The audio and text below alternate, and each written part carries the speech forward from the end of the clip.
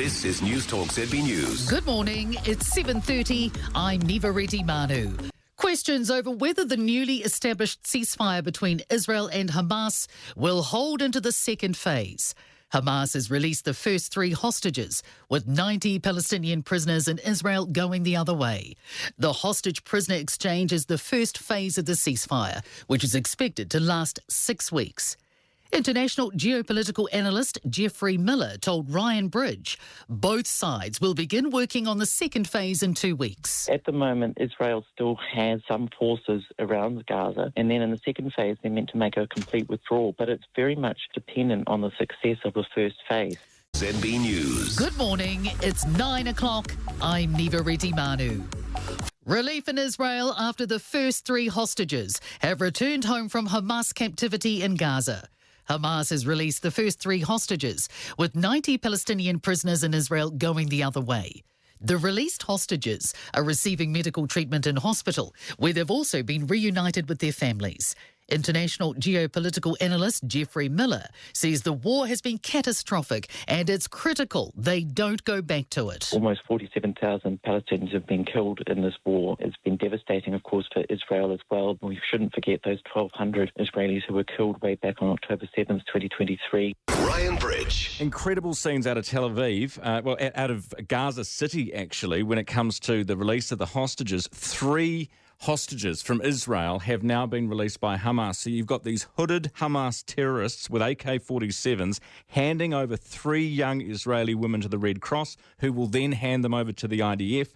The 3 hostages have been handed back. At the same time, you've got hundreds of Palestinian prisoners being released from Israel. And Geoffrey Miller is with us this morning for the very latest. Geoffrey, good morning to you. International geopolitical. Good morning, Ryan. Good to have you on the show, an international geopolitical analyst, of course. This has been a sort of a touch and go overnight, hasn't it? It has, and we all held our breath last night when the ceasefire was delayed for several hours, and there was a possibility perhaps that the whole thing would have fallen over, but in the end it was just delayed and it has come into force, and that's good news for all the Palestinians, for Israelis as well. This war has just been catastrophic. It's been devastating over the past 15 months, and it's just such good news to see the ceasefire in place and those first hostages returning to their families. And obviously everyone's hoping that it holds. Phase 1 is 33 hostages in exchange for about 2,000 Palestinians. Do you expect it to hold? Look, it's anyone's guess, really. It's just so early, I think, in the piece to really make any great predictions. It's a very complex deal. It's a 3-phase deal, and we won't get the details of the second phase until a fortnight's time. So basically, in a fortnight's time, they will begin talks on the specifics of the second phase of the deal.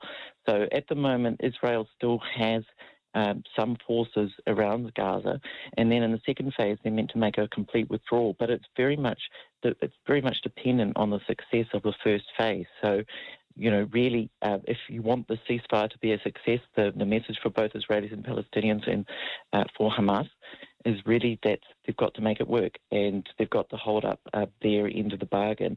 And that's just critical, because we just cannot go back to what we've had. Almost 47,000 Palestinians have been killed in this war.